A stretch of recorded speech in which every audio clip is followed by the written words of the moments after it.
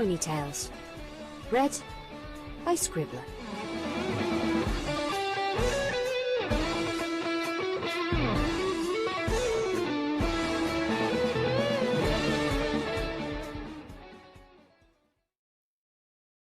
Warning. The following fic contains themes that some viewers might find offensive. Viewer discretion is advised. If you are offended, don't say we didn't warn you.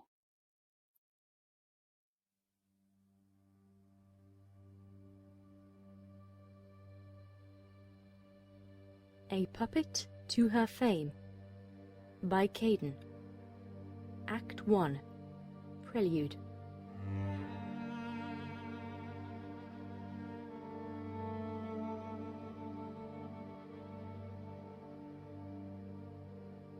She left me. She left me, and I was powerless to stop it. After all the suffering I've endured at the hooves of my parents, after fighting the haunting melodies of that cursed cello, after making myself vulnerable and trusting her completely, she left me. Now I sit alone in my room. The music that has been tormenting me my whole life is all I have left. I focus my eyes on the desk and pour all my attention into transcribing the music onto paper. There was nothing else in my room I wanted to look at. I did not turn to see my cello sitting in its stand. I did not glance at the blood-stained walls or corpses of my parents. I did not look to see her sunglasses on my nightstand. My life has nothing left, so I compose. I craft our mournful sonata into a piece that will last millennia. Even the last bit of sunlight in my life, cast through a hole in the curtains, is fading. All that I have, all that remains, is the music.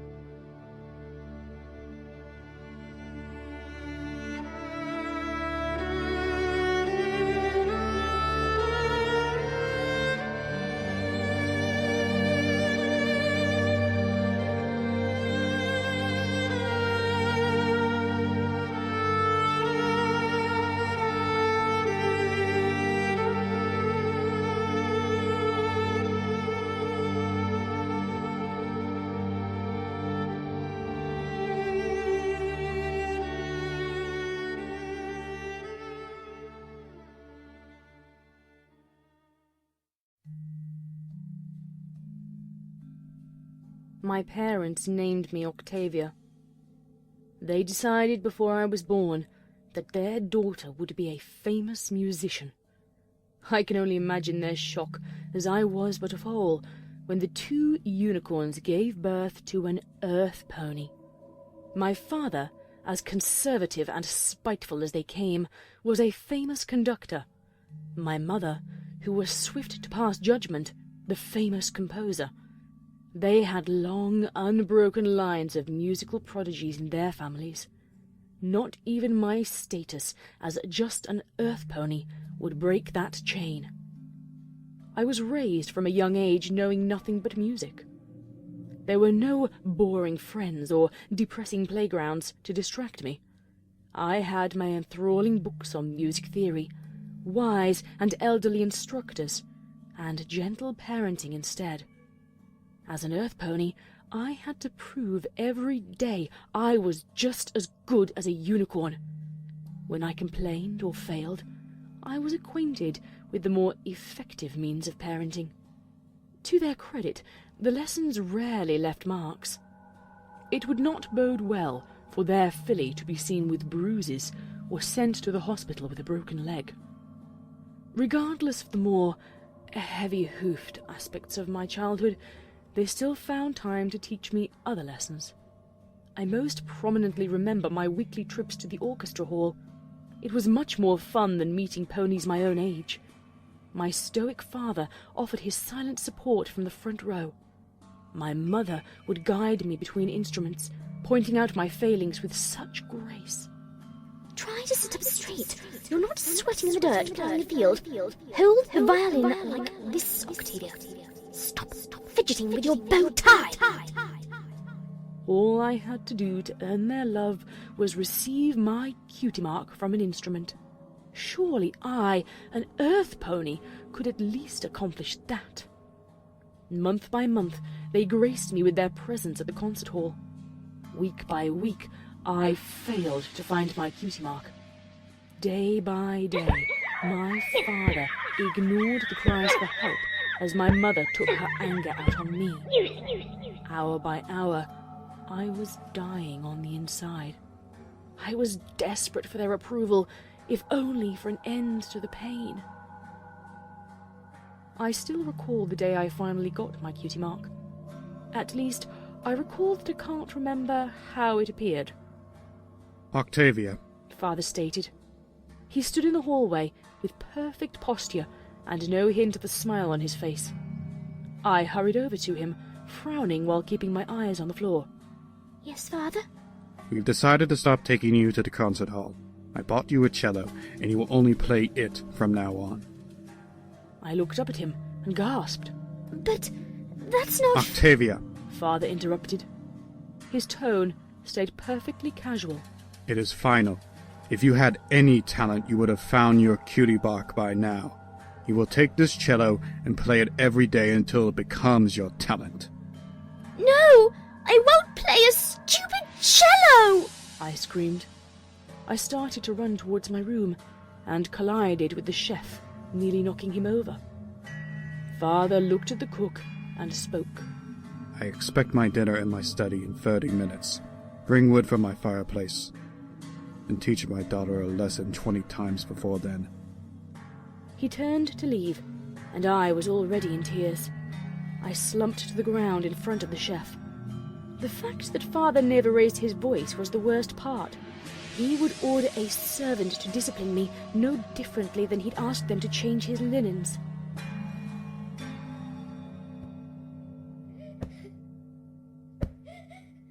There were no other earth ponies at the mansion, just the chef and me. I am glad he had enough of a conscience to only beat me half to death. When he first stopped hitting my flank early, my first thought was to beg him to finish. The punishment would only get worse once my father found out he went easy on me. Please, he'll punish us both if he doesn't hear the screaming. I thought I saw him choke back a tear before walking out in silence. Within 30 minutes of the punishment, my hunger drove me to sneak out of my room. I was feeling energetic after being spared the majority of my father's wrath. The only thing on my mind was snatching something to eat and drink. Meals were a privilege given to reward my good behavior. I still recall my giddiness, my youthful exuberance at having only been lashed 10 times instead of 20. I wish I still had that innocence of youth. The kitchen was just past a set of stairs leading into the attic. I heard the most bizarre noise emanating from above me. Dissonant chords were weaving through the air. I could almost make out the spoken word within the haunting melody. I could not tell if they were chanting or playing an instrument. I was enthralled by the song, drawn up the staircase as a slow crescendo built. Like the sirens of yore, I had to gaze upon the source of this unnatural performance. I quietly crept onto the last step of the landing and slowly opened the door to peek inside. To this day, I still can't recall the source of that infernal chanting. Just that it somehow didn't agree with me. The only memory left is stepping back in shock and falling right off the landing.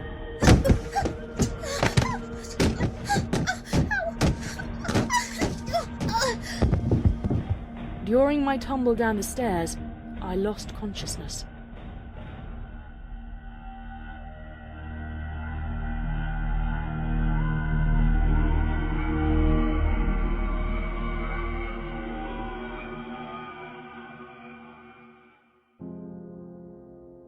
You can imagine my confusion when I awoke the next morning with my cutie mark. some pony had moved me to my bed. All 4 of my legs were banged up and sore from the fall. I had a bandage on my head and felt like a carriage had run me over. As I moved my leg, a sharp pain shot up my flank. I felt like something had been carved into it. I looked down, and there was no wound, only a purple treble clef. I had finally gotten a cutie mark in music. My parents might finally accept me. The only problem was that I did not have the faintest clue how this clef had come to adorn my flank. I recall leaving my room in my youthful optimism to tell my parents I had gotten my cutie mark. Giggling filled the air as I skipped down the hallway. I was smiling from ear to ear, so excited to finally have my cutie mark. Now they would treat me like their daughter. They would love me. If I made them proud, perhaps I could start spending time with other ponies. After my daily practice, I could go make a friend. At first, I could not find my parents. When I heard their voices echoing from around a corner, I crept up towards it slowly. Just because you buy her some special cello doesn't mean she has any talent, Mother stated. She will now, and will not keep wasting time on her. Magic is not a crutch when used right, even forbidden magic. Besides, it's done now. We will deal with whatever consequences come of it when they arise, and we shall do so with the dignity of our station. She has the cello, and now a mark. Father barked. That is what we decided is most important, correct? And what now? You continue to have servants discipline her for you until she gets good? We could have avoided all this if you'd let me abort the pregnancy before your parents found out. Don't bring them into this. You recall they told me not to marry you? If we can teach that worthless mud pony to be a famous musician, it will prove we're better than them. Then let me handle her. You lack subtlety. I will make her submit to her fate and play the cello. Mother trailed off as I sprinted back to my room. I could barely see through the tears and sobbed loudly between breaths. Once I got to my room, I closed the door and collapsed in the middle of the carpet. They knew I'd gotten my cutie mark. They'd bought me a cello, and they still thought I was a worthless mud pony. If I could have crawled in a hole and died at that moment, I would have. An echoing melody filled the room, distracting me from the horrible conversation I had overheard. It was played by an unaccompanied cello. I wiped my eyes and glanced over at my cello in its stand. The bow rested next to it, unused. I approached the cello and found the strings were still. The music was all around me, filling the room, yet it came from nowhere.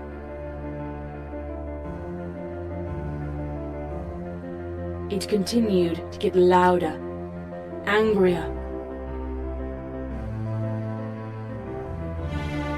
I could barely hear the thundering melody through the ringing in my ears. I searched every corner of the room as the symphony continued to build. I felt drawn to play the cello. It was becoming painful, and it constantly drew my gaze back to the instrument. I couldn't take it anymore, so I began to scream.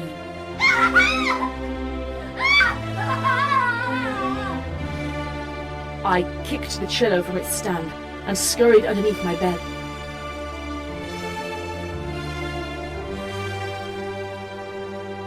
I was so frightened that I remained curled up under the bed for a full day.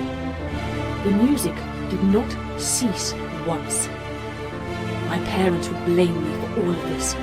They would say I had gone insane, that the cutie mark was a fraud. They would never love me.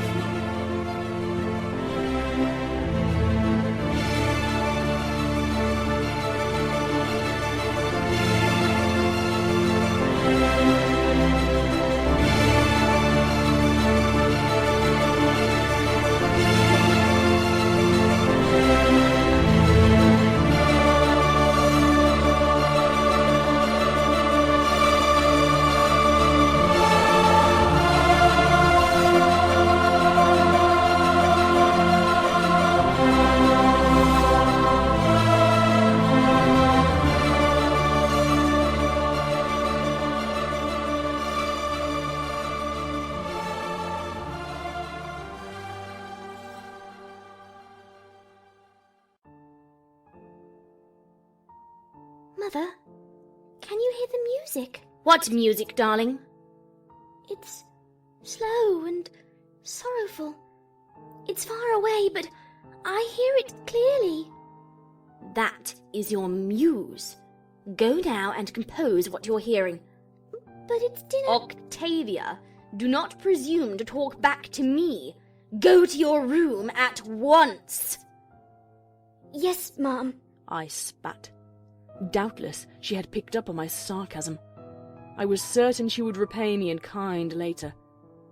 It is an odd thing how the threat of violence loses its edge when it becomes as commonplace as breathing. Since discovering my cutie mark, my ears could hear the sounds of music everywhere I went. Whole notes drifted lazily through the air, while staccato eighth notes battled for my attention. Warm major chords invited me into their relaxing embrace.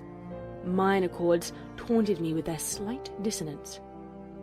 It was when I began composing that I discovered how to rid myself of the annoying melodies. Each time I would compose one of the songs I heard, it would leave my mind and give me a brief respite. Like an itch that would not go away, each song that vanished was replaced by a more persistent, complex piece of music. For years my frustration grew. When I kept to myself in my room like a good earth pony, my parents would leave me alone. I spent every waking moment composing music and playing cello. That maple and ebony cello and music composition were my only talents. They were the only things that made my existence worthwhile. As long as I could play, as long as I had the sanctuary of my room, I could endure the pain. And living with my family was painful. Day after day I composed, practiced, then performed. Every time I left my room, I ran the risk of incurring my parents' wrath. I once managed to avoid them for a whole week. I ate meals in my room and spoke only to the servant who escorted me to the theatre for performances. I thought I could avoid my mother forever. A month later, I auditioned for the Royal Canterlot Orchestra. I had finally reached the minimum age of 18. Octavia, put your bow tie back on. No, it's too tight. You'll put it on this instant or else. Or else what? You'll beat me in front of the judges and spectators. Maybe pummel me as the stagehands ready the lighting. The red bow tie floated over to my neck and quickly fastened itself. I stood there on all four legs as she cinched it as tight as the magic would allow. I found myself unable to breathe, let alone speak another word of protest. Is it too tight? I opened and closed my mouth like a fish out of water. I sat on my rump to free up my forelegs and clawed at the bow tie. No pony saw me, or no pony cared, as I suffocated backstage. The pressure on my neck was starting to make me feel lightheaded. I could feel tingling in my face and the burning in my lungs.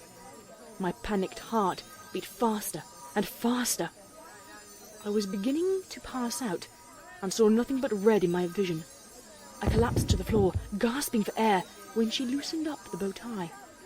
My body trembled as I nursed my sore throat and aching lungs. A rush of warmth left my head, and my palpitating heart began to slow. You're on next, darling. Do not disappoint me. Like father disappoints you in bed every night, I thought. I was so frightened and starved for air that I bit my tongue. I would save the vehement comment for later. I watched her leave as an announcer walked on stage and began speaking. A fresh wave of panic swept over me as I realized he was announcing my audition. Either I would become the cellist in the orchestra, or my parents would devise a clever new way of parenting their daughter. Octavia! The announcer proclaimed. Ponies began to clap, neither too loud nor too soft. I glanced at the stagehand, who carried my cello out for me. He nodded his head toward the spotlight. I was still shocked and panicked. I refused to move. That is when I saw a hook dangling in front of me. It was a thin gossamer string with a hook resembling the kind a fisher pony would use. I could see no source of the string, nor could I discern its purpose. Curiosity got the better of me. Without anything to distract me, time seemed to stretch on endlessly. Slowly, I raised my hoof to the odd golden barb. I tapped it, and watched it swing gently in mid-air. I tapped it again, and felt it prick my skin. I yanked my leg back from the sharp pain. I felt where it had pricked me, yet the spider-like hook had seemed to move. My eyes followed the string, looking for where it had bitten into my flesh. When I found the end of the string, it was pierced straight into the pastern above my hoof. The hook was too deep to be visible, and when I tugged on the string, now I could feel it tug at my bone. I felt a sharp pain as the string retracted, drawing my hoof forward. I saw another silvery strand branch out and embed itself in my left foreleg. I tried to rear up and tear them out, but they were fastened too securely. One leg at a time, the two lines tugged me forward. Each step toward the cello that I resisted caused another jolt of pain. It was as if the hooks had embedded themselves into the tendons and nerves of my legs. I found myself walking along to the tempo of the mysterious strands until I reached my cello. I was still too nervous to perform, but the friendly strings had thought of everything. They raised me to my normal posture. I balanced myself on two legs with the cello for stability. I took the bow in my hoof and began to play. I had saved a lovely ballad titled Luna's Remorse for this occasion. As I lost myself in the music, I hardly noticed as the strings and hooks vanished. They had accomplished their purpose.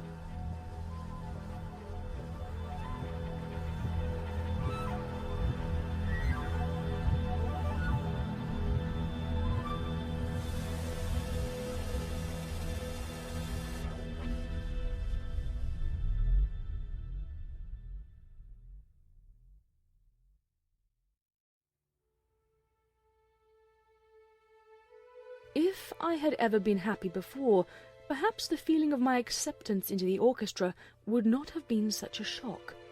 I wanted to dance, to scream, to run off at once to orchestra practice.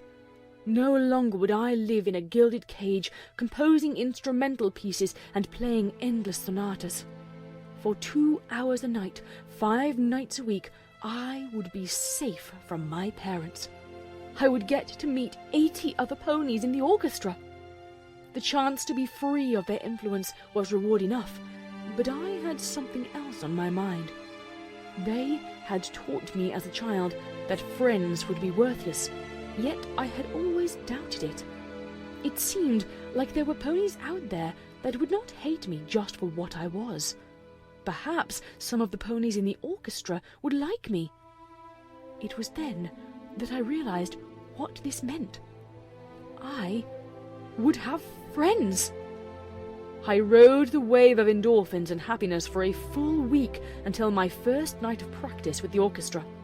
My sleepless nights were hardly noticed among all the songs demanding to be written. Neither hunger, malnutrition, nor punishments issued by my mother fazed me the entire time. Playing with the new musicians and conductor was pure bliss. Every pony was friendly, or quiet and reserved. The conductor did not go out of his way to embarrass me when we played one of my own compositions. There were no loaded questions designed to goad me into misbehavior, nor veiled threats behind false kindness. The ponies here were real, happy, and alive. My fellow musicians had the kind of freedom I had always dreamed of. I resolved to do anything I had to in order to earn it for myself. That first practice passed quickly, and I soon found myself packing up to return home. A mint-green mare had been watching me during the last song, and approached me shortly after. Perhaps it was the way I looked in amazement at the simplest things, like a Wonderbolt sticker on a violin case. Maybe she could see that I needed a friend. Hey, name's Lyra. Good evening, I'm Octavia. I extended a hoof to shake, when she quickly bumped it. Cool. I saw you audition. You want to visit a nightclub with me and my friends? She maintained a friendly smile and allowed me to make eye contact with her. Part of me considered declining her offer. It was the part that had been beaten into submission. The majority of my being, however naive, knew this was my opportunity to be free and enjoy a night like normal ponies. I would get to hang out with this mare. I wouldn't have to return home until later in the evening. I would be rid of my parents, even if only for a few hours. I would like that, I admitted. I smirked as I pictured my furious mother stomping around the study, wondering where I had run off to. It's not far. She led me out the back door of the theatre towards the nightclub. The expansive theatre dwarfed the rest of the buildings in the district. A road ran around it, and several streets spread from it like spokes on a wheel. Lyra took me down one such road. How long have you played cello? Lyra inquired. I've been playing it every day since I got my cutie mark. Lyra glanced back at the cutie mark and frowned. Shouldn't it be a bass clef? Huh? You got a cutie mark playing cello, right? Then shouldn't it be a bass clef? I don't know how I got it. I guess I was just lucky. Lucky? No pony just wakes up one morning with a cutie mark. Did you start out on violin and change your mind? After I found my mark, I still wanted to play guitar. It was too hard. I need thumbs or something to play one. My apologies. You're right. I smiled at her and giggled as I pictured her playing a guitar. I didn't just wake up with it. I compose music too. That's why it's a treble clef. Oh, that makes loads more sense. Have you composed anything I might have heard of? Well, I added, smiling, I composed the concerto we were playing tonight. Octavia? She gasped. You're the filly who started composing at 8 years old? Correct. So I don't really get out much. Well, no wonder. You've released at least a dozen songs and written sheet music for every instrument I can think of. I've really got to show you a good time tonight. You must have spent every minute of every day locked in a room composing. I chuckled nervously. You have no idea. I blushed and averted my gaze towards my surroundings. The cobblestone streets were still wet from a rainstorm. Lamps and neon signs reflected off small puddles of water. Red seemed to be the dominant colour in the grimy street we were walking down. I had never gone this far from my home and found it exciting. Lyra must have seen how much I enjoyed the scenery, as bland and filthy as it was, for she did not speak up until we reached the club. Well, we're here! She swept the hoof out in front of her, inviting me to take in the scene. I wasn't sure what to expect as I looked at the club. The neon sign pulsed to the beat playing inside. The bass rhythm was the only part audible from outside. The sign read, "The Blue Moon." The B was flickering rapidly, and the N had burnt out. An azure blue moon with a seductively smiling Luna hung over the neon lettering. The building was constructed from large grey stones, and the door was the sole feature. It seemed to suck the nearby ponies in. They were drawn to the velvet ropes and the lone pony guarding the front door. Several stallions were lined up behind him, waiting for their chance to get in. This nightclub has the best DJ in Canterlot, and they cut the drinks with green alcohol instead of water, Lyra explained. I don't understand. Green alcohol? Cutting a drink? It means you get more drunk instead of less drunk when the bottle is running empty. Come on! Lyra walked up to the door and began talking to an earth pony. I looked around, noticing how uninviting every other building on this street looked. Lyra grabbed me by the hoof, pulling me into the club. The burly stallion at the door let us pass. As we walked into the dark nightclub, my senses were assaulted by the smell of smoke. I began to notice the layout of the club as my eyes adjusted to the dim light. Ponies were relaxing at tables and enjoying their drinks. Others were smoking, and a few seemed to be passing small pills out. The ponies that chose to dance to the music were sweating in a large crowd on the dance floor. The warm air carried their musky odour throughout the club. I was worried the complex melodies that constantly demanded my attention would detract from my enjoyment of the nightclub. For what would prove to be the first and most blissful night I can recall, it did not. Deep bass rhythms flooded my ears, each drop, each beat hammering its way into my consciousness. The cello solo that had been stuck in my head for 2 weeks was powerless against the thumping music. I followed Lyra to the dance floor, where her and a tan mare began to stare at me. I believe they expected me to dance. I was full of nervous energy and adrenaline. Here I was, far from home, at the first and biggest party of my life. I wanted to scream in joy and join in the dancing. As the thought of how ridiculous I'd look entered my head, I found myself too nervous to consider it. My lips had begun to feel dry, and I wet them with my tongue, wishing I had a drink. Lyra must have known how thirsty I was, because she quickly carried over some water for me. "Thanks, Lyra," I replied. I took the glass of clear liquid, greedily swallowing it all. It burned. Oh, how that first drink burned. I choked and coughed, wishing the fluid was out of me.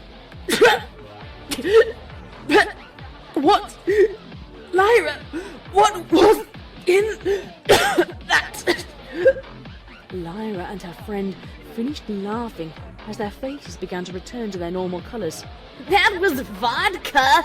You should have seen the look on your face! Vodka? What?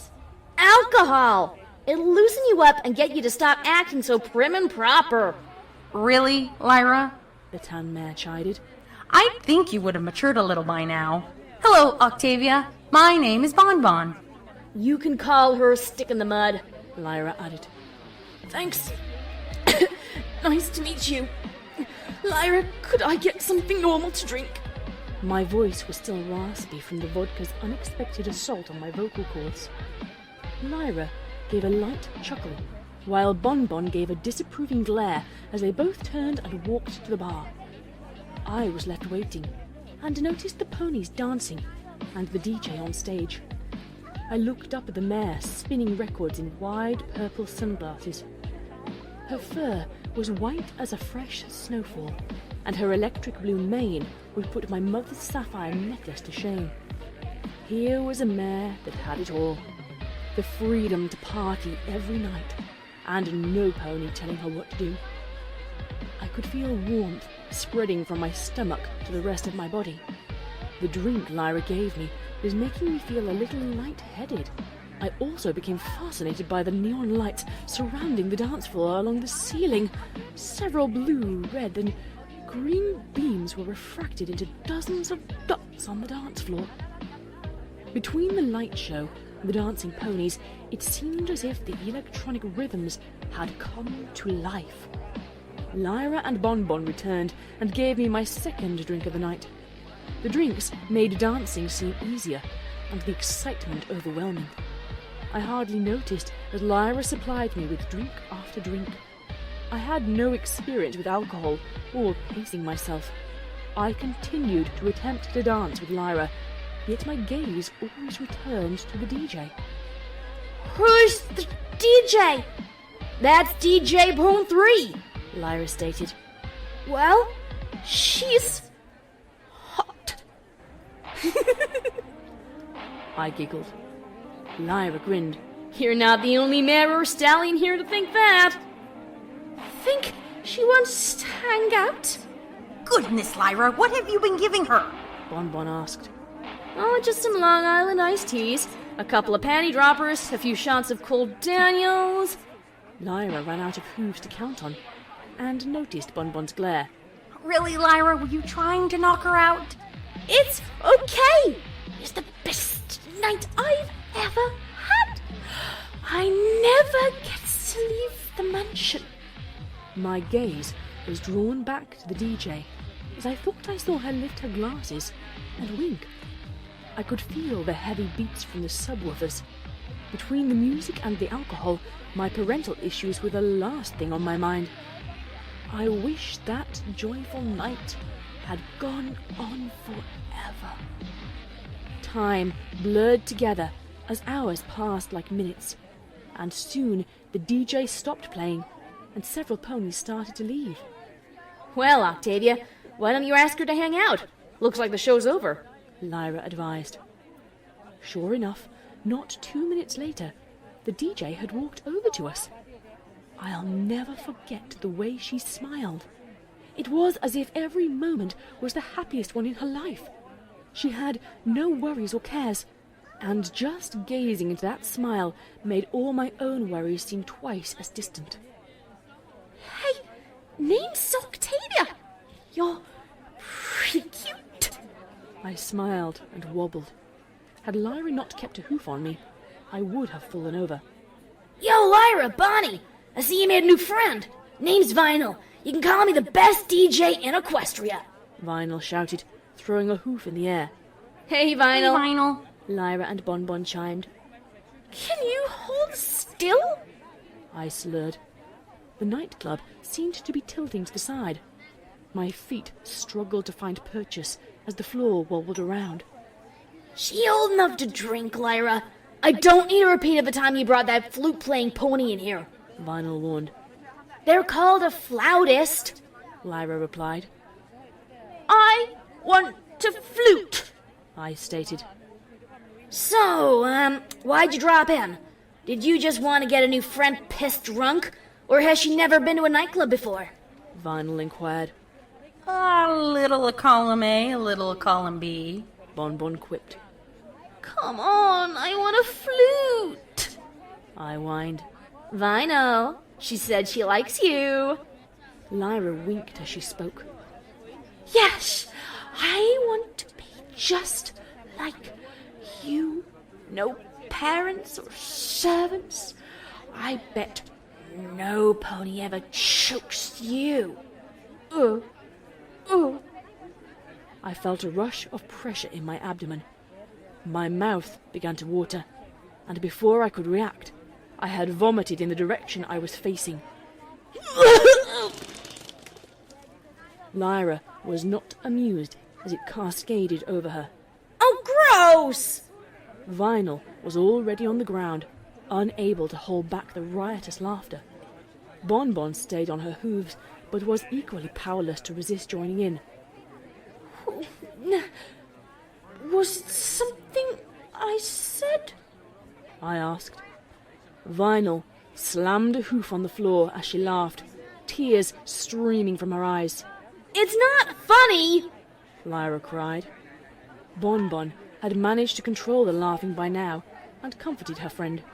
That's what you get for making her drink so much. She is from the upper class. They can never hold their liquor.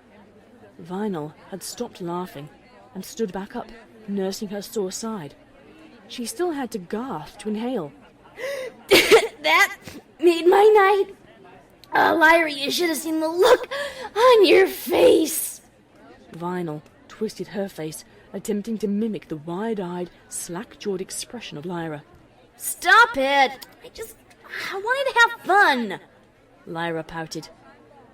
I am having lots of fun, so let's grab my flute and get going! I exclaimed. See? She's having just as much fun as us. It's you who is boring. Vinyl quipped. All right, girls, you've had your fun. Bonbon interrupted.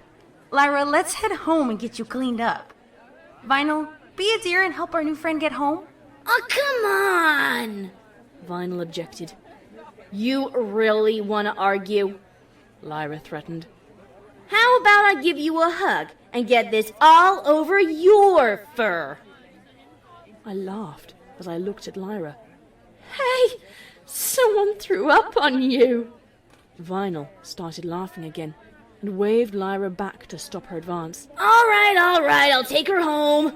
Come on, kid. I followed the white blur out the door and onto the street.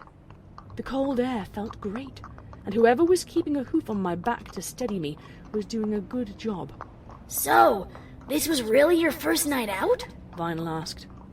I jumped back in shock, tumbling over my hooves and landing on my side. Ah! A ghost! Easy, she chuckled. I'm Vinyl, remember? Oh, yeah. You're the one with the flute. Sure am. So, Octi, where's your house? 45 Luna Avenue. Oh, great. Lyra's stuck me with a drunk noble? Figures. I'm not noble. I'm an earth pony. Huh? You have to be a unicorn like my parents to be a noble. I see. We walked in silence after that. That is all I recall. The alcohol must have finally overwhelmed my liver and defeated my brain.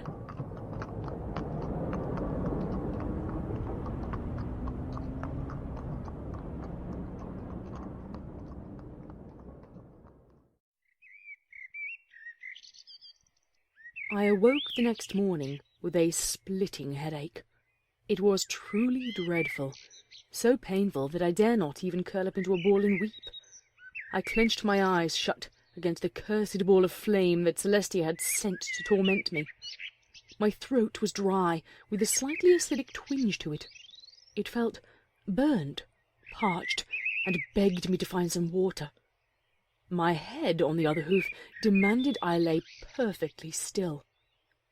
Bits and pieces of the night came back to me, worrying me more and more. I wondered if I had made it home.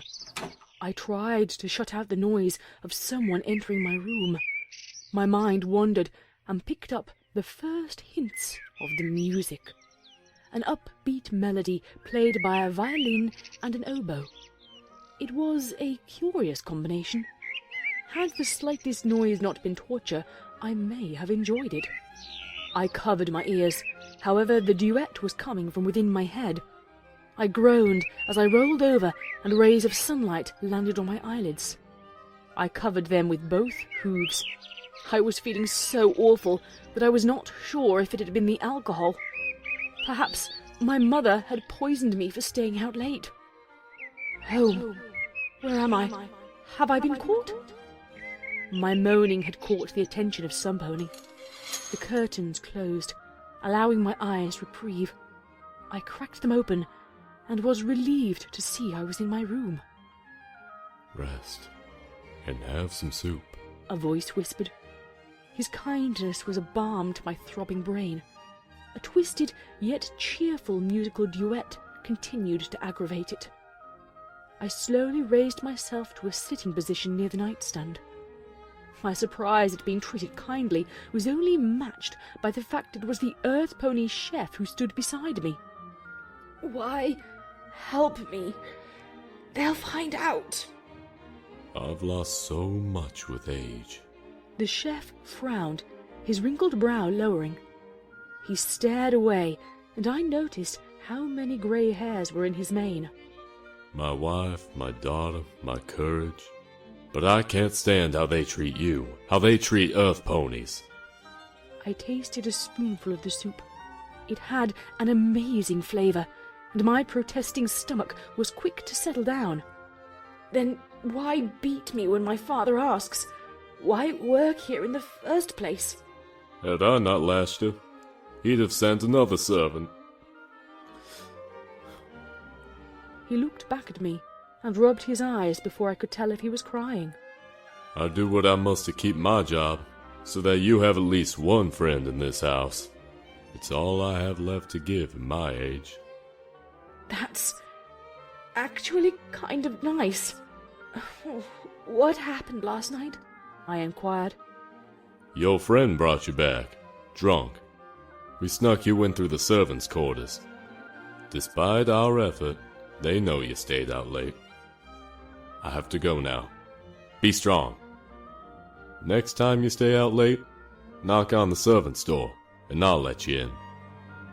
The melody was still getting louder, and I noticed the violin and oboe had been replaced by an assortment of bass instruments.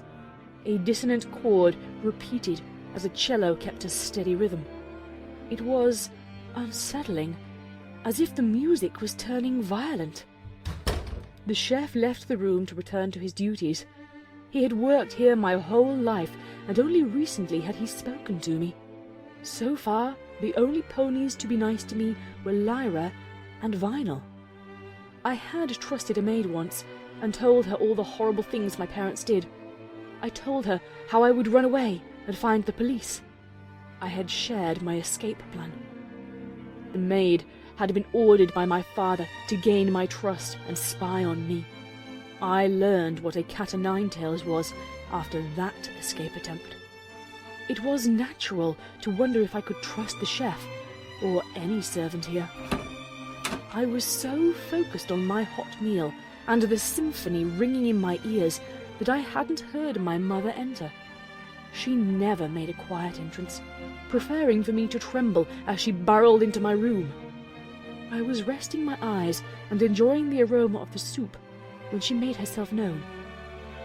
Good morning, daughter of mine. Isn't it a beautiful day?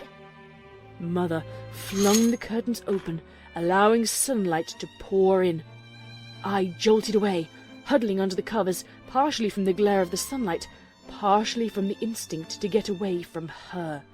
Now, there's no need to be shy, she stated loudly. You must feel wonderful after going out for drinks after practice.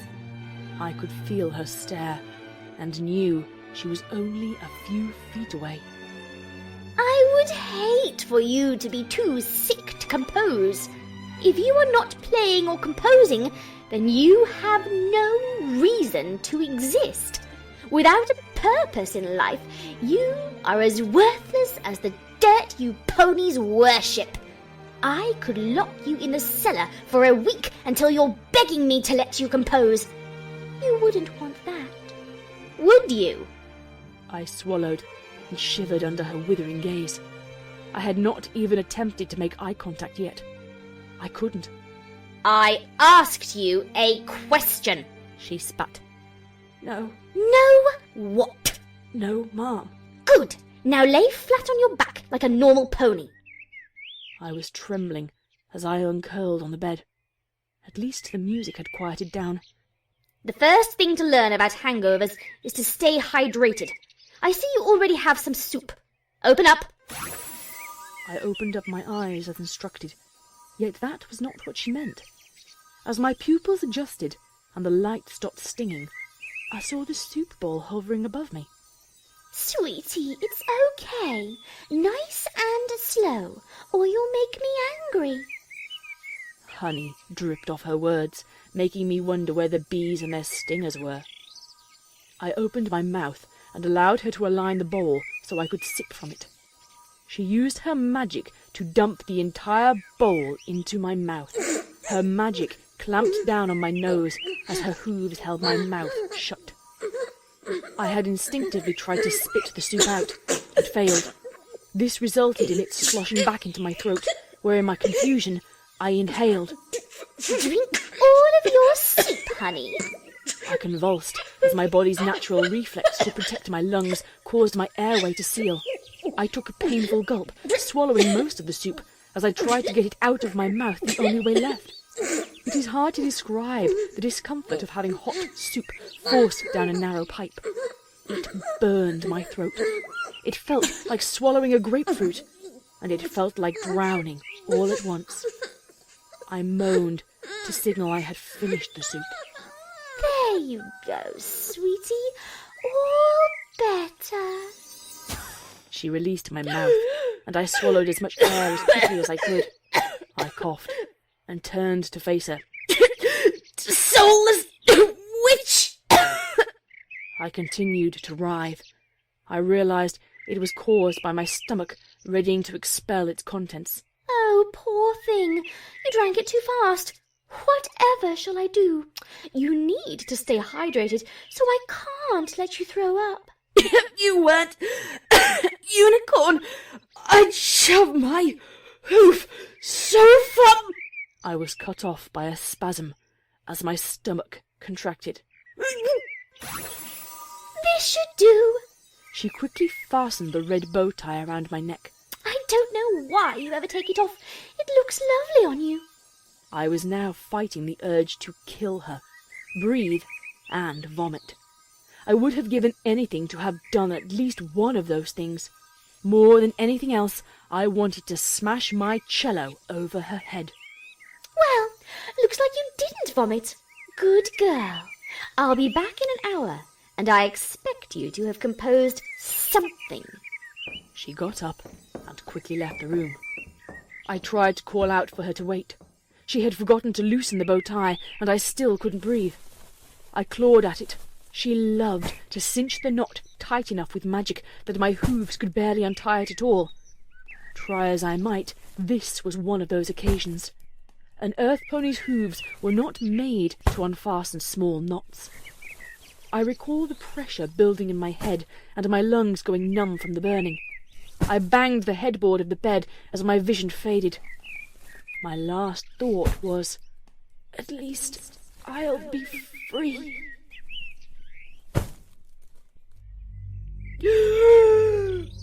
Air rushed into my lungs as my bow tie was loosened. I looked around for my mother and saw only the gossamer strings dangling from the ceiling. The small hooks had unfastened the bow tie for me, saving my life. As I recovered, I began to hear a sorrowful cello play. It was slowly joined by the full orchestra. The puppeteer, as I had taken to calling whatever entity controlled the gossamer strings, must hate my mother as much as I. I followed the strings to my desk. Empty sheets of paper sat alongside quills, a metronome, and several books on music theory. I had not needed to reference a book to compose since my cutie mark appeared. The music is alive. It is a living, breathing entity, and it sings to me constantly.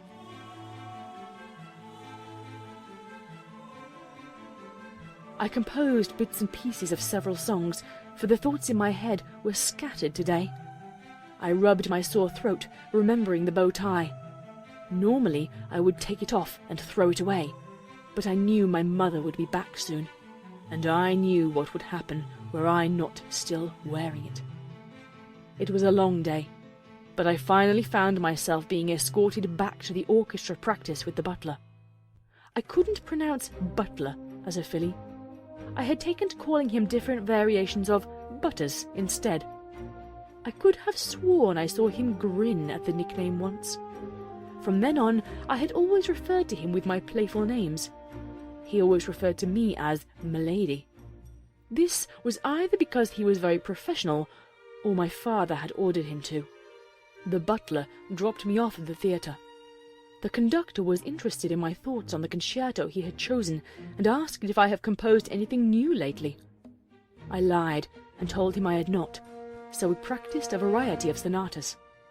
I had trouble discerning when the orchestra stopped playing due to the music in my head. I was hearing a lively melody in my head featuring trumpets and much fanfare. It seemed to be building up to my inevitable reunion with my new friends. I smirked as I thought about them. What I can recall about last night was mainly Lyra covered in vomit and how hilarious it was.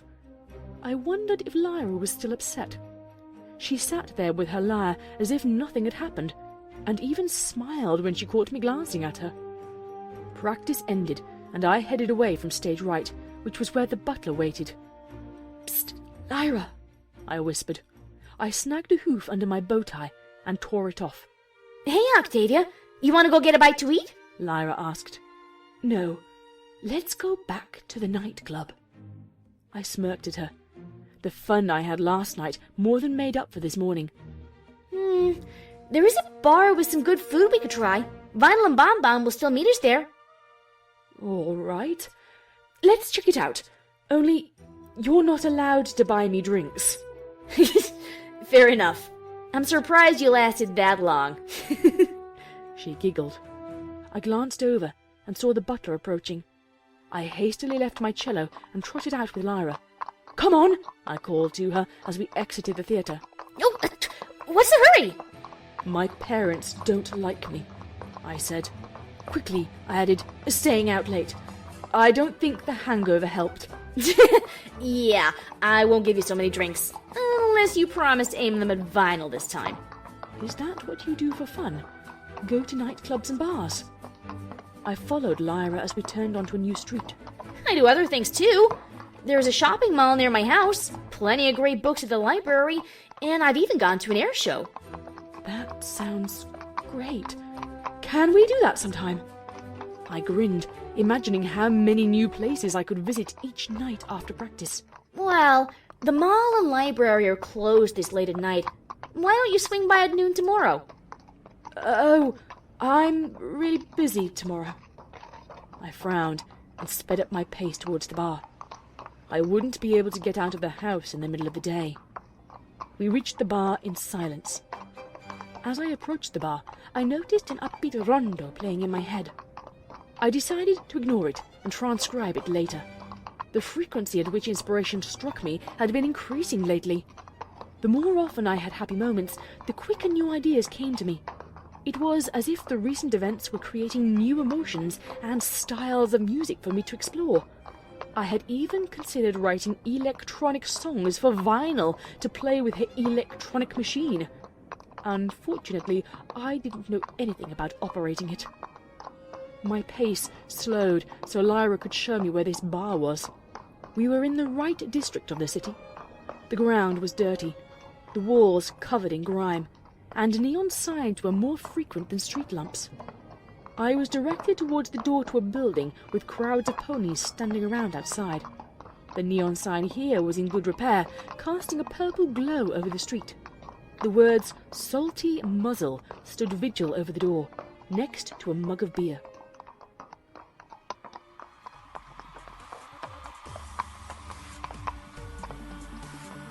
Once I got inside, I realized we had walked in at the end of Vinyl's performance. She was on the stage in the back, dodging glow sticks as a crowd of ponies screamed wildly. The notes and harmony continued to rise and build, drawing the crowd in. She then lit her horn, adjusting the turntable in front of her. I didn't know how the electronic table worked, but my talent for music told me what was about to happen. The subwoofers shook so hard, a blast of wind and bass poured out over the crowd. It was so unlike anything I had ever heard. The ponies responded by screaming and cheering. It inspired me to write something with an expanded bass section. This, however, was a sound that could not be recreated by physical instruments.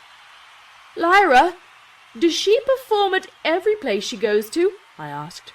Not always, but she's saving up money to move to Ponyville, Lyra responded. After the cheering died down, Vinyl joined the three of us at our booth. A stallion took the stage to run the turntable. Bonbon had made it clear she didn't want me passing out or vomiting on any pony tonight. Lyra had pouted, but agreed to pace me. Vinyl scooted next to me, and we began to have a quiet conversation.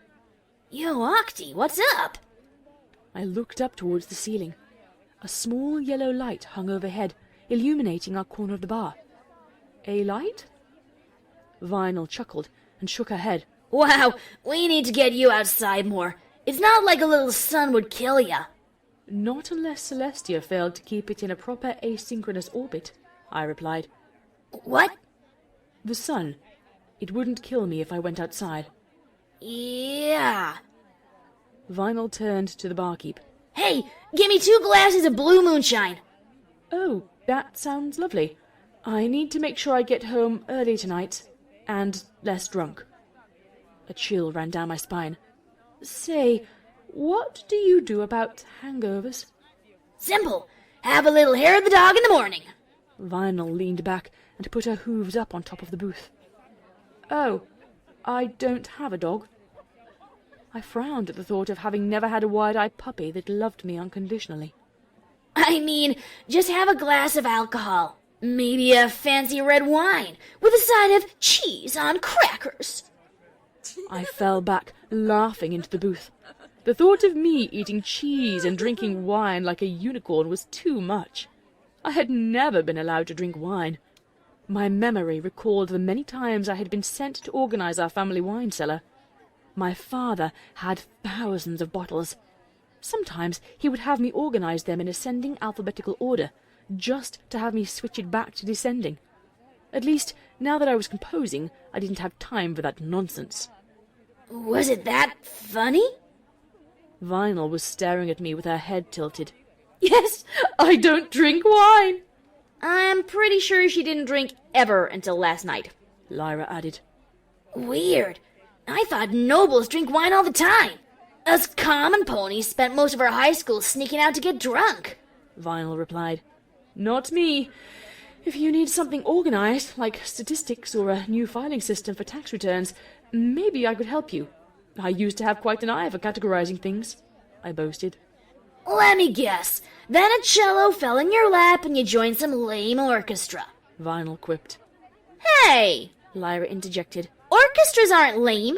It takes much more talent for 100 ponies to play in unison than it does for you to scratch records. And it takes more talent to scratch records than it takes to sit on your rump plucking strings.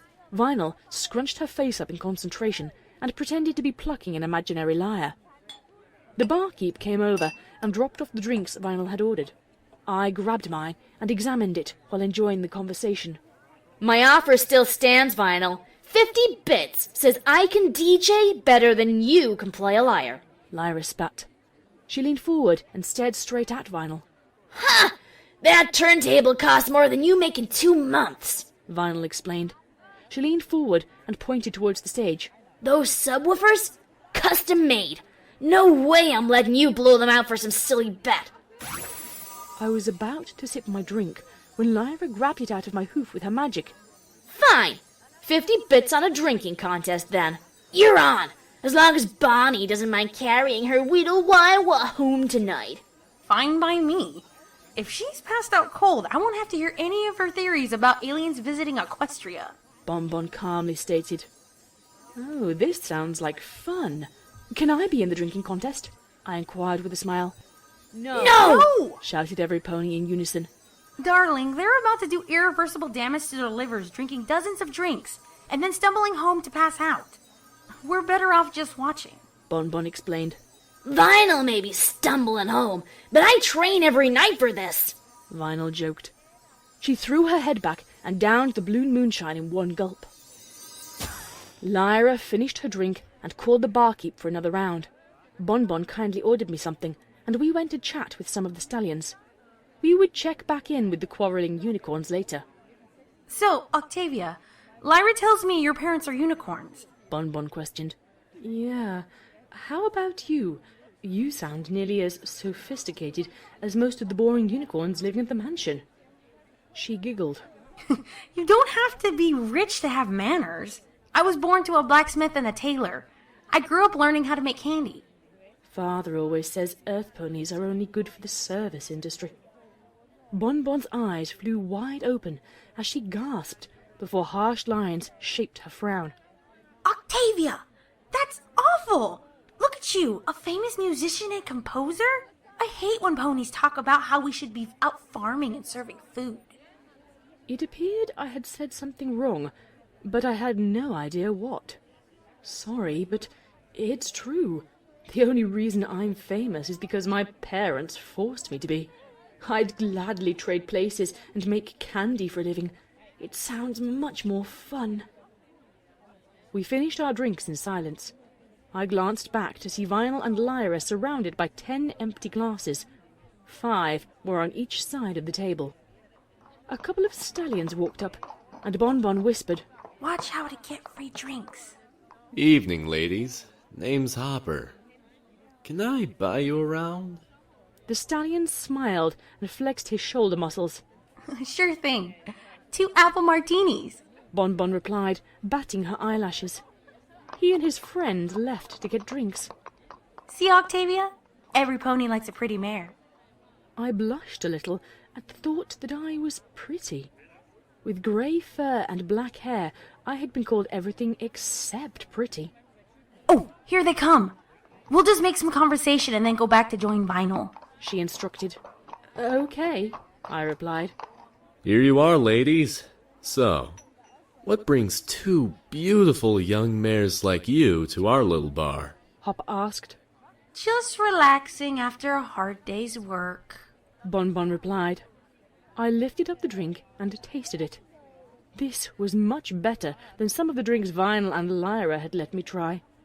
Instead of burning my throat offensively, it was sweet. I drank it up quickly, enjoying the flavors. You live far from here?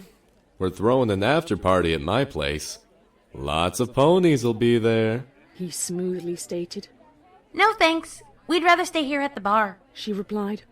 Bonbon lifted her apple teeny up to take a drink, when Vinyl plowed into her. Hey, Bonnie! Check it out! She couldn't even make it to 10! Vinyl stated exuberantly. She seemed loosened up and twice as happy.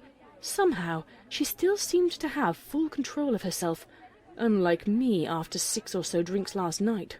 Vinyl! Bonbon scolded. You spilled my drink and Lyra's passed out cold! Can't you two do anything without it being a contest? Where's the fun in that? Hey, fellas, sorry, but me and the girls were just heading out.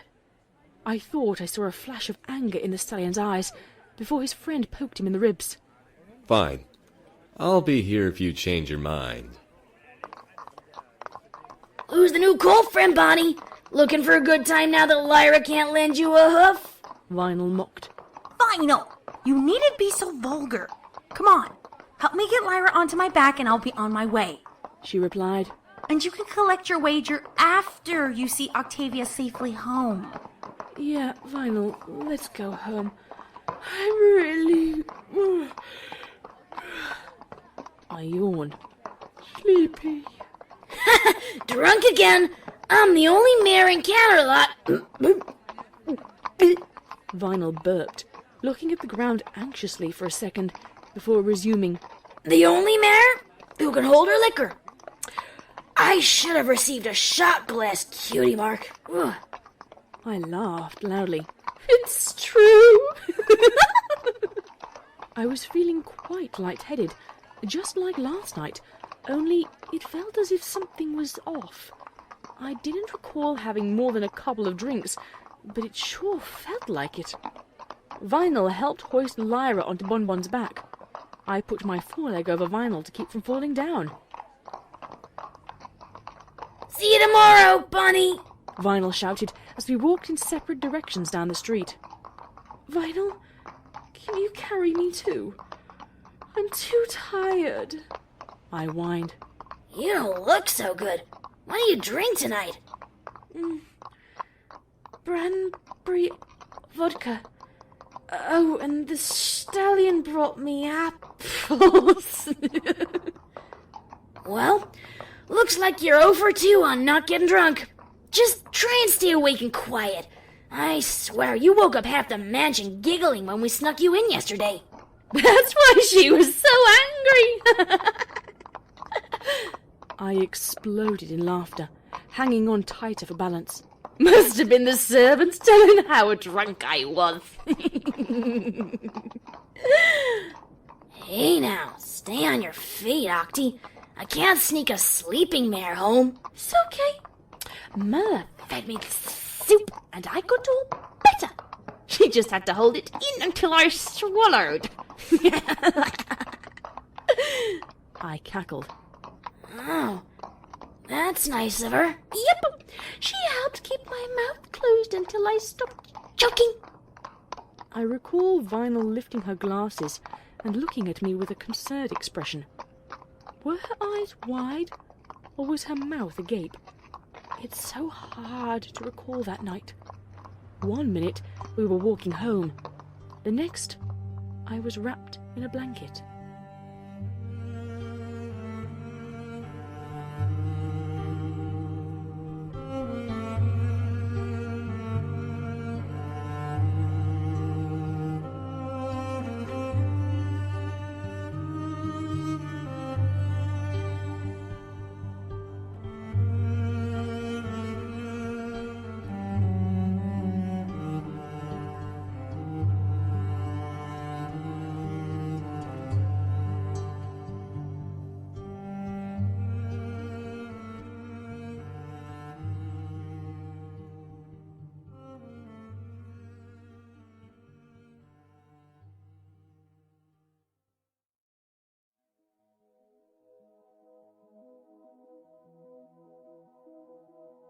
I awoke the next morning with a mild headache and stretched my legs out. My room was much darker today, allowing me to open my eyes and look around. That was when I noticed I was not in my room. I felt a foreleg wrapped around my chest. There was a warm body snuggled up against me on the bed. The feeling made me smile. Last night was a complete blur. It was clear I had slept at somebody else's house. I smiled at the thought of telling my parents I had slept with a stallion and lost my virginity. The thought of how livid I could make them after running away for a night made me chuckle. If that didn't get me disowned and thus freed of their demanding legacy, nothing would. After a moment, the gravity of that statement sank in. I would have to explain this to my parents. Fear gripped my heart at that moment, for I could count on my hooves the number of times I had disappointed my parents this badly. Each time I had failed them, they would devise a new punishment just for the occasion. Their disapproval and guilt trips used to feel like a cold knife plunging into my heart. Once that ceased to be effective, they had agreed to just lock me in my room with my mother until the screaming stopped. It was her that I truly feared now. I pried my eyes open and ignored the howling objection of my brain. I looked down to see a white foreleg wrapped around me. Fate chose this moment to reunite me with the ballad I had drunk away last night. Fate chose this moment to reunite me with the ballad I had drunk away last night. Chords slowly crescendoed in my head until they reached unbearable levels. The ringing in my ears was matched in strength by the song demanding to be composed. I rolled off the bed, vomiting a bit of bile onto the floor. I held myself up as I continued to retch on the tiles. The floor was covered by all manner of clothing, discarded pizza boxes, and beer bottles. I quickly regretted my decision to get drunk and flirt with stallions at the nightclub. The best thing I could do was to head home now. I had succeeded in my goal of escaping my mundane life for one night. I could be happy with that until my next outing with Lyra. That was when I turned to face the stallion, whom I assumed had showed me a good time, even though I could not recall it. That was when I saw Vinyl, and a fresh wave of memories from the nights before were unleashed in my brain. White fur, stained by sweat and beer, was accented by an electric blue mane splayed in 100 directions from the long night. 2 eighth notes adorned the mare's flank, and though I could not recall what had happened in bed, it mortified me all the same. I had slept with Vinyl, the DJ, and a mare.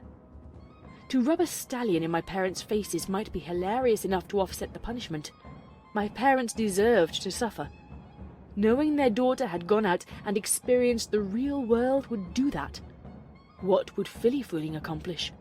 How would they react to know I had run off, gotten drunk, and slept with a mare? Angry staccato notes began to race through my head. A battle between the woodwinds and the brass section raged. The music had returned, and it sounded upset. I had ignored its call to compose last night. The chaotic dissonance made thinking impossible.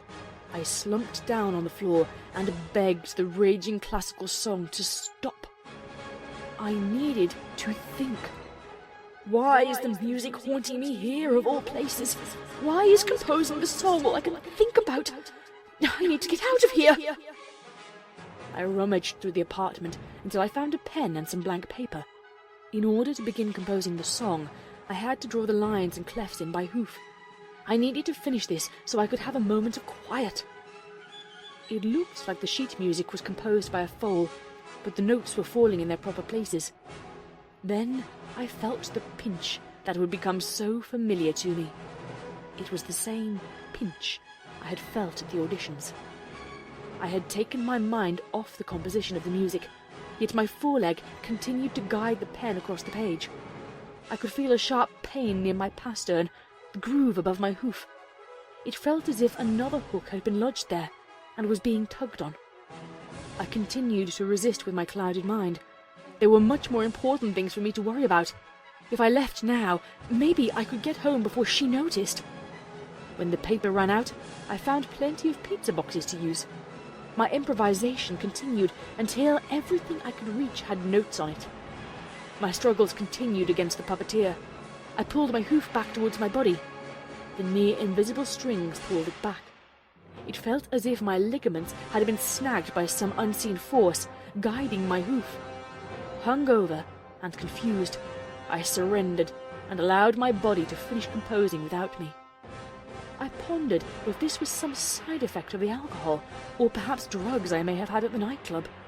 Perhaps my mother was right about the debauchery and wickedness of such places. I was pulled out of my stupor by the sound of the mare behind me waking up. I had lost track of time and completely forgotten she was there. There were no thoughts in my head on how to deal with this situation. I couldn't remember the whole night, and I still had to find a way to explain this to my parents. They were sure to notice me missing for an entire night. Hiding here with Vinyl would only make it worse. I decided the best course of action was to get the heck out of her apartment. I left the sheet music behind, a mistake in hindsight, and fled into the streets of Canterlot. It took me a while to realize I was in the slums. My parents referred to anything below the upper tier of the Palace district as the slums. It was where all the unfortunate Earth and Pegasi ponies lived, as well as unicorns too poor to afford the proper station of their birthright. While I did not agree with their assessment, I had only met a couple of ponies that were not nobles. One of them had gotten me drunk. The other I had awoken in bed with. I decided to head away from the grimy streets toward the affluent district nearest to the palace. Imagine my surprise as countless ponies who could never have afforded a ticket to one of my concerts recognized me. I soon had several fans following me towards my mansion. I did my best to ignore them as I fought off nausea, headache, and the tingling pain still fading from my sore pasterns. It took longer than I thought to reach my home. I was used to taking a carriage when I was forced to travel long distances. I knew as soon as I saw the royal guards approaching me that my parents had gotten them involved. They likely believed I had been dragged away and raped in an alleyway. I suppose they were not far from the truth. I was quite glad to have riled them up. Now, I just had to face the music. I steadied my resolve as I walked up to the mansion. No matter what happened, they could not take last night away from me. Whatever punishment they planned, I was still their prodigy, their ticket to fame. They could not injure me to the point of missing orchestra practice. My father's career as a conductor had been declining, and my mother hadn't written a decent piece of music in years. I will be okay. I will emerge stronger. I will see Lyra and Vinyl again. The song I had composed and forgot at Vinyl's apartment came back to me. I opened the front door to the mansion and saw the butler waiting. He was frowning. At least I could focus on the music. For once, it would distract me when I needed it most. I followed the butler to my room. "Butters, how bad?" I asked the butler. He frowned and closed the door silently, awaiting my father. At least the butler was not mean to me, even if he wasn't nice. I had never been so grateful for his neutrality as when I had broken the rules. The door opened. Father was first to visit me. He walked in calmly, as if he had simply forgotten his reading glasses. He stood there, staring at me, waiting for me to beg forgiveness. I would not give him the satisfaction. I rarely did. After a suitable amount of time had passed, he spoke. I had a dog when I was a child. It was unruly and never obeyed any pony. It kept getting into trouble, until finally it crossed the line. My father ordered me to get rid of it, for his patience had run out. I took it into the backyard and bashed it in the head with a rock.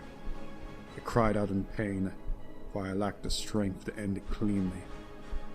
It looked at me, pleading for forgiveness, but her time for mercy had passed. I had no choice but to continue to beat it until it died. I spoke up as he turned and started to walk out. Aren't you going to ask me what happened last night? How about have one of your servants beat me for you? I didn't go get screwed last night to watch you slink out like a coward. My father stopped. He did not even have to turn to face me. The words caught in my throat, my rage at him turning to fear in a split second. Do not test my patience. I love that dog far more than you.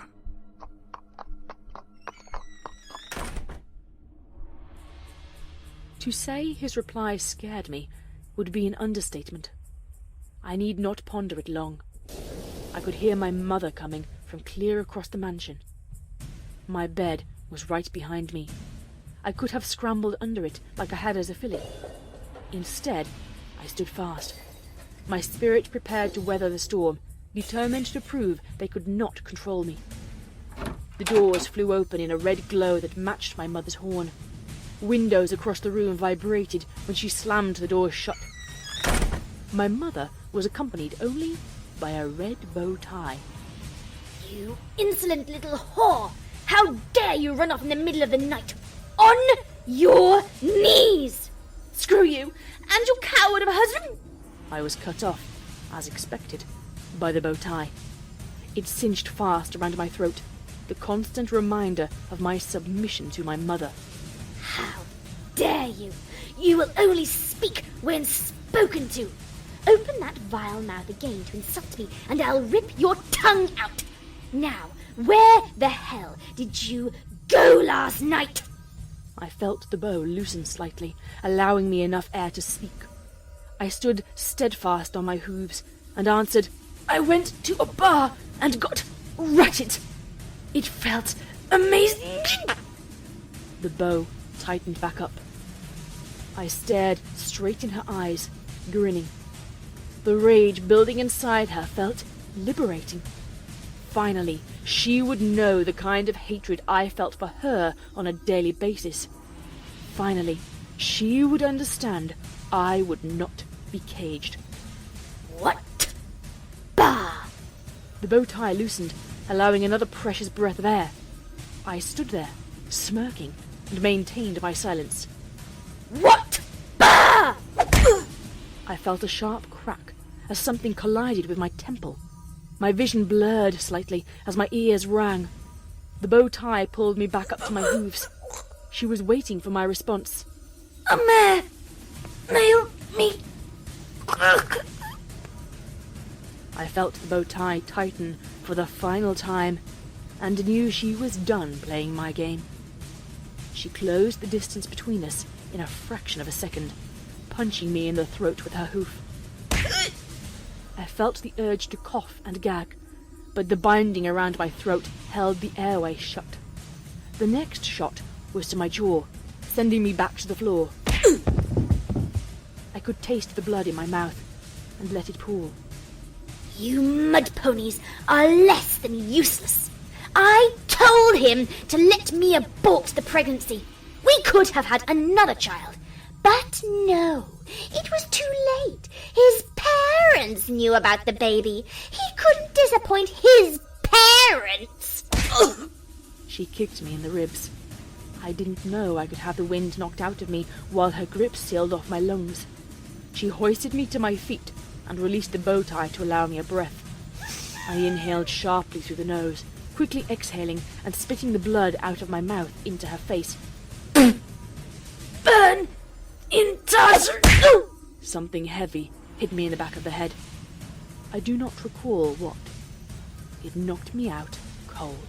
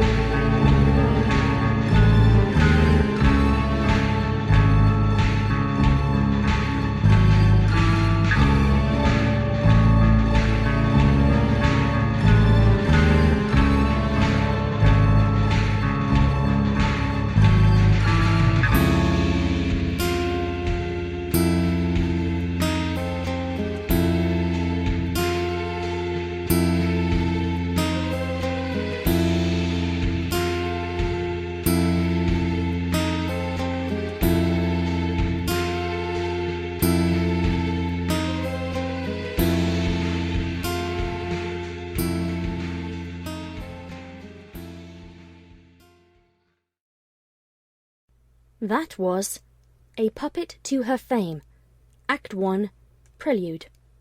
It was written by Caden and read by Scribbler, featuring the voice talents of the Lost Narrator, Flame Lionheart, Webshotter, Kylar, and Reverb Brony. Okay, thank you very much for listening. This fic.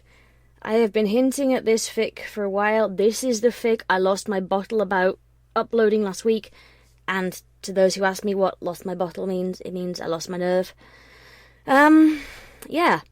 I've been doing this one since, well, I recorded it in December. And I have been editing it since New Year's Day in January. And it's taken a while. This is definitely one of the most challenging things I've...